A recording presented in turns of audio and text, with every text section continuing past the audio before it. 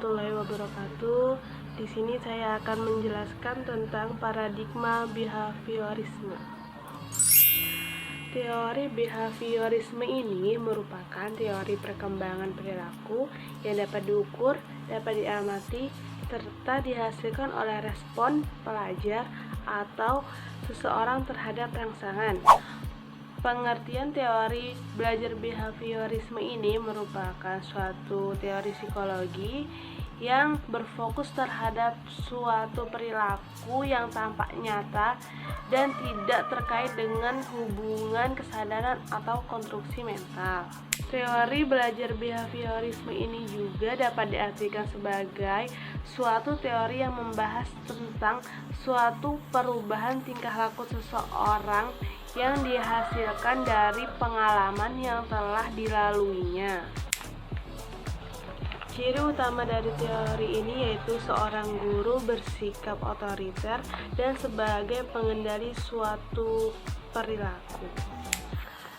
Hal tersebut terjadi karena teori belajar behaviorisme ini menganggap bahwa manusia itu bersifat pasif dan segala sesuatu hal yang didapat itu tergantung pada stimulus yang didapatnya. Sasaran yang dituju dari teori belajar behaviorisme ini yaitu perubahan perilaku terhadap seseorang atau seorang siswa dari perilaku yang buruk menjadi lebih baik dan perilaku yang baik menjadi lebih baik lagi. Dalam hal ini, Sumadi Surya Barata itu memberikan ciri-ciri kepada teori behaviorisme yaitu sebagai berikut. Yang pertama yaitu perkembangan tingkah laku seseorang itu tergantung pada belajar. Yang kedua yaitu mementingkan bagian-bagian elemen tidak keseluruhan. Yang ketiga yaitu mementingkan reaksi dan mekanisme, refleks dan kebiasaan-kebiasaan. Dan yang keempat yaitu bertinjau historis, artinya segala tingkah laku itu berasal dari pengalaman dan latihan. Demikianlah penjelasan tentang paradigma behaviorisme yang saya sampaikan. Terima kasih. Assalamualaikum warahmatullahi wabarakatuh. Di sini saya akan melanjutkan materi yang sudah disampaikan oleh saudari Sofiatul Nikmah. Di sini saya akan menjelaskan tentang stimulus respon. Di sini kami akan menyampaikan dari dua tokoh. Yang pertama John Watson dan yang kedua John Dollar. Yang pertama, stimulus respon menurut John Watson. Menurut Watson, ide kesadaran itu merupakan mitos teologis yang harus ditinggalkan. Konsep kesadaran jelas-jelas suatu penipuan dari eksistensinya yang tidak dapat diperlihatkan dan tidak ada jalan untuk menempatkan secara terbuka bagaimana prosesnya. Sehingga menurutnya kesadaran adalah sebuah kata hampa, suatu konsep yang tidak dapat dijelaskan.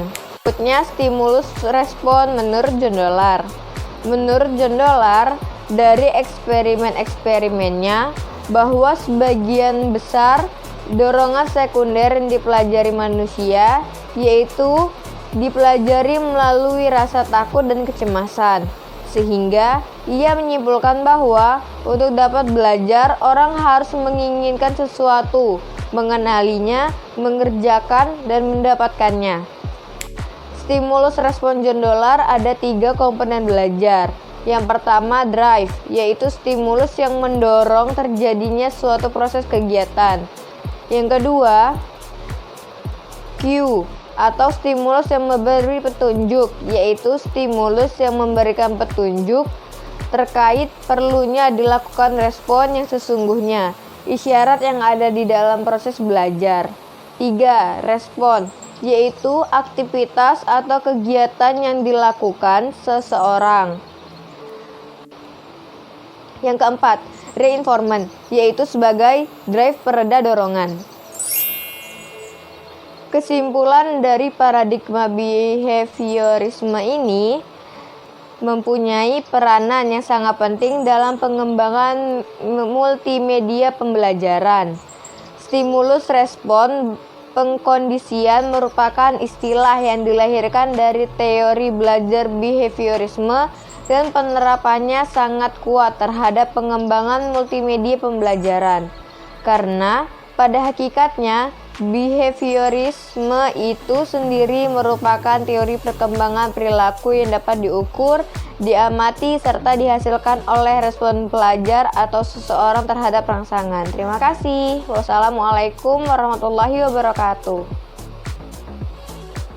Sebelumnya, saya ucapkan terima kasih.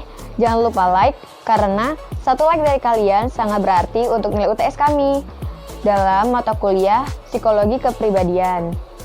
Dan untuk teman-teman, tetap stay di rumah ya. Terima kasih. Wassalamualaikum warahmatullahi wabarakatuh.